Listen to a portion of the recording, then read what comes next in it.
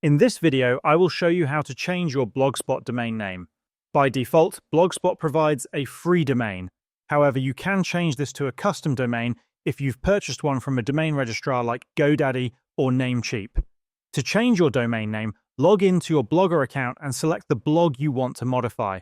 Scroll down on the left-hand menu and click on Settings. In the Settings page, scroll down to the Publishing section. Here you'll see your current blog address. If you want to replace it with a custom domain, click on Custom Domain. Enter your custom domain in the Provided field and click Save. Blogger will verify the domain and update your blog address. If you want to edit the default Blogspot domain, click on Blog Address and enter a new address. Blogger will check its availability. If the address is available, click Save to update it. Once the changes are saved, your blog will have a new address. This is how you can change your Blogspot domain name.